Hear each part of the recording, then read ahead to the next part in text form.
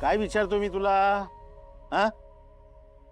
अगं, जी वस्तू कमावण्यासाठी आपण काहीही मेहनत केलेली नाही तिच्यावर तू हक्क कसा सांगतेस?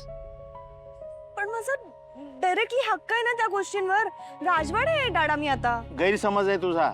ते दागिने जर त्यांनी तुला विकत घेऊन दिले असते ना तर त्यावर तुझा हक्क असला असता. अगं, तो राजवाडे घराण्याचा पारंपरिक दागिना आहे आणि तो काही विचार न करता तुझ्या आईला देऊन टाकत होतीस. तो घालायला मिळणं हा तुमचा मान आहे, तुमचा हक्क नाही. यासारखी छोटी गोष्ट तुला बाहेर भेटून सांगावी लागते. यासारखं दुर्दैव नाही ग दुसरं. पण डाडा मी मुद्दामून नाही केलं ना. मम्मानी कन्व्हिन्स केलं मला तो दागिना देण्यासाठी. मी आता नाही कसं म्हणणार तिला. तुझी आई म्हणजे वेगळंच प्रकरण आहे. अगं, ती जर तुला एवढी गळ घालत होती ना तर तू एकदा नंदूशी बोलायचंस ना घरातल्या घरात. तिचा सल्ला घ्यायचास, तिच्याशी बोलायचं. का नाही बोललीस तू? तुम्हाला ना माहित नाहीये डाडा, ताई आता हल्ली कशी वागते माझ्यासोबत. ती ना सतत चिडचिड करतेय, सतत मला लेक्चर देतेय. ती बोलतच नाही धड माझ्याशी. हे बघ सुष्मिता, प्रत्येक गोष्ट अशी दुसऱ्यावर ढकलून द्यायची नसते. तू काय आता लहान नाहीस. लग्न केलंस तू, मग आपल्या वागण्याची, आपल्या चुकांची जबाबदारी घ्यायला शिक. आणि राहिला प्रश्न नंदूचा, तर एक लक्षात ठेव, तिनं कायम तुला सपोर्ट केलेला आहे. घरामध्ये सगळ्यात जास्त लाड तिनं केले तुझे, हे विसरू नकोस. पण डाडा, हा ना लग्न आधीचा सीन. लग्नानंतर ना ती चेंज झाली, ती बदलली आहे. ती नाही, तू बदललीस. तू अबिचारी झालीयस. अशी नव्हतीस ग तू. तू कोणाच्या प्रभावाखाली वागतेस ना याचा एकदा नीट विचार कर. तुझी आई जी चूक सारखी सारखी करते ना ती करू नकोस बरं का बाळा. पैसा, दागिने, श्रीमंती, अगं यापेक्षा नाती महत्वाची असतात. उद्या तुझ्याकडे श्रीमंती आली, पैसा, अडका, दागदागिने सगळं आलं, पण तुझ्यावर प्रेम करणारं एकही माणूस तुझ्या जवळ नसेल तर तू सुखी होशील का रे बाळा? Not really. म्हणून म्हणतो बाळा, नात्यांना जप. जी माणसं तुझ्यावर प्रेम करतात ना त्यांच्या प्रेमाचा आदर कर, त्यांच्या प्रेमाला जाग. कोण आपलं भलं करतंय, कोण आपला वापर करतंय हे एकदा नीट समजून घे, तेही उशीर होण्याआधी. कळते का? हे बघ बाळा, आता इथून पुढे नीट वागायचं. आजी, समरराव, नंदू ही घरातली मोठी माणसं आहेत. हा, त्यांचा आदर करायचा नेहमी. ते आपल्या वागण्यामुळे दुखावले जातील असा कोणताही निर्णय घेऊ नकोस. काय येतंय लक्षात. शहाणी माझी बा.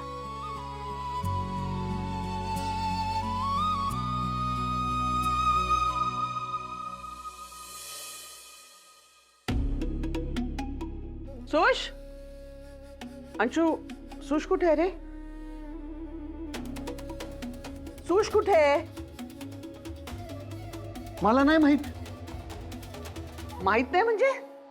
नवराच ना तिचा? एक्झॅक्टली मॉम, नवरा आहे, बेबी सिटर नाहीये. गेली असेल कुठेतरी शॉपिंगला, नाहीतर बनवत असेल रील कुठेतरी. शॉपिंगला म्हणजे? शॉपिंगला गेली तू तिला एकटं कसं जाऊ दिलंस? मग काय शेपटासारखं मागे जाऊ तिच्या? ऑफकोर्स लक्ष ठेवायला पाहिजे तू तिच्यावर. ते ठेवायचं सोडून गेम कसला खेळतोस तू? ए मॉम, मला ना कंटाळा येतो तिचा. कधी कधी तर एवढं बोर करते ना, बघाव पण वाटत नाही तिच्या तोंडाकडे. गेली बाहेर तर जाऊ दे ना, तेवढंच मला रिलीफ. काय करू मी या मुलाचं? अंशू, अरे किती वेळा सांगायचं की सुष्मिता तुझी बायको आहे. लग्न केलंस ना तिच्याशी तेव्हा मला वाटलं काय हुशारी केली आहे, काय गेम खेळला हा मुलगा. आणि आता स्वतःचा स्पॅन स्वतःच उधळून लाव. हे हे हे तुझं असं वागणं आहे ना तिच्याशी, हिडीस पिडीस करतोस ना तिला, ते अजून तिने कोणाला सांगितलं नाही. नशीब समज. तिने जर कोणालाही सांगितलं ना घरातल्या ना तर तुझ्या सकट माझी पण उचल मागणी होईल. लक्षात ठेव. ओके फाईन, सांग काय करू. ते पण मीच सांगायचं का आता तुला? अरे कॉल कर आणि विचार कुठे आहे ती. मॉमेलो आहे, मी इथेच आहे. खुश, कुठे होतीस मॉम? बघ किती टेन्शन मध्ये. हा, कुठे होतीस तू?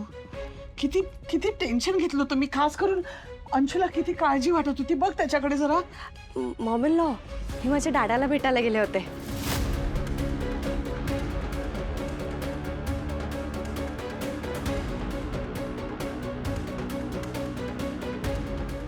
डॅडांना भेटायला गेलीस का?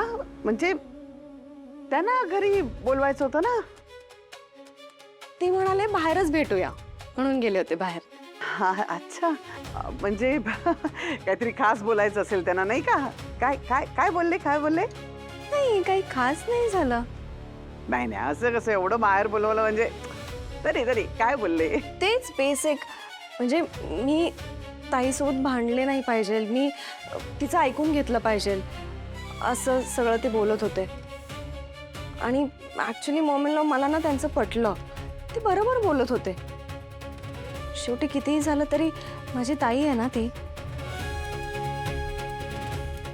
आणि तुम्हाला माहिती आहे का, तिने ना आमच्या लग्नाआधी खूप केलंय माझ्यासाठी.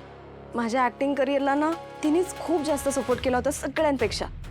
आणि ग्रॅनीला आणि जीजूसुद्धा मोठे आहेत ना माझ्यापेक्षा, मी त्यांना रिस्पेक्ट दिला पाहिजे. आणि कधी कधी ना मी खूप रूड होऊन जाते असं मला वाटतंय. डॅडांनी मला ना नीट समजून सांगितलं, त्यामुळे आता डॅडा म्हणतील तसंच मी वागेन.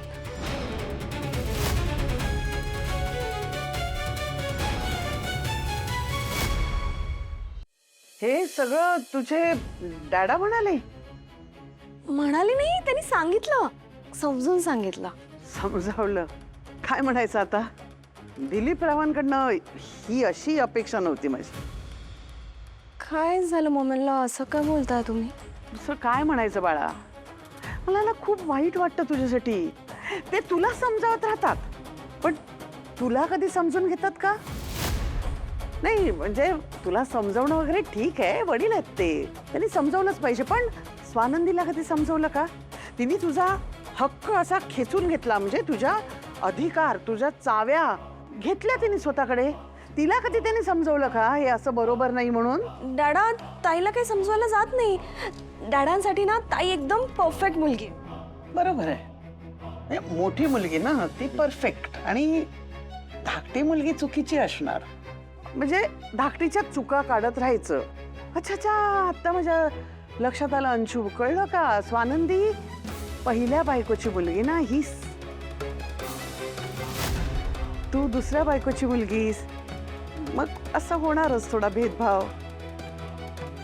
तुम्ही बरोबर बोलताय मॉम इन लॉ. माझ्या डोक्यात का नाही आलं? ती साधी सरळ आहेस ग तू. मला ताईचा अजून जास्त राग येतोय. It's okay, it's okay. राग येणं म्हणजे काय वाईट नाही. You're right. ठीक आहे ठीक आहे. पण अंशू, या सगळ्यामुळे ना माझ्या सुशला खूप स्ट्रेस आलाय. तुम्हाला ना सध्या क्वालिटी टाइम स्पेंड करायची गरज आहे. म्हणजे नाईट आउट किंवा असं कुठेतरी. तुम्ही डिनरला जाता का आज? हां, तू सुशला घेऊन डिनरला जा. येस, मस्त आयडिया आहे.